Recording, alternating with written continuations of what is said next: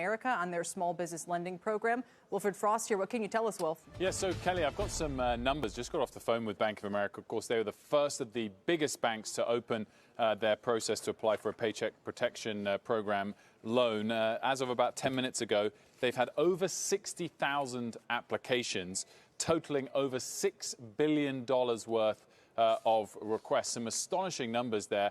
And bear in mind, they've got over 1 million small business customers. So if it continues at this rate and most of their clients apply, the numbers are just going to be even bigger. 60,000 so far, $6 billion of requests so far. They are also adjusting their policy to now address all small business clients that they have with a checking account. They don't now need to have had a previous lending relationship with the bank. You and Kayla discussing last hour how that had attracted a bit of heat from people like Senator Marco Rubio, and it's kind of a lose-lose situation in them. They were trying to do that in order to speed up the process for those clients that they had the most details on. Either way, they've adjusted the policy as things stand. And of course, those numbers also highlight that they have been open to 60,000 customers in a way that perhaps some of the other banks who hadn't opened yet were. But some pretty astonishing numbers. And as we've said throughout this, it is a first-come, first-served basis, which worries some small businesses.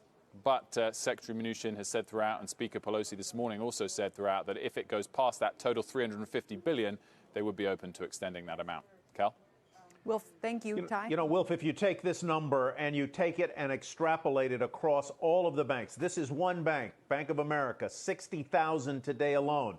Take that across the major banks. Then take that to the TD banks and the local banks that are doing this.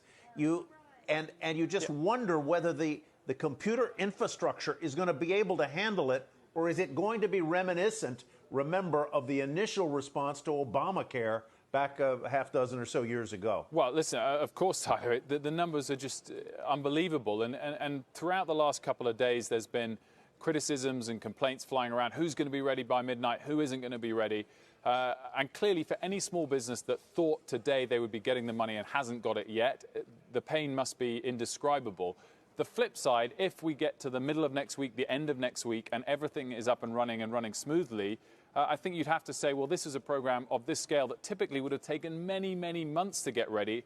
And if all the banks get it going within the space of, say, 2 weeks as opposed to 1 week initially, then perhaps that's something that would have to be applauded at that point. At the moment, we're still sort of stuck in the middle.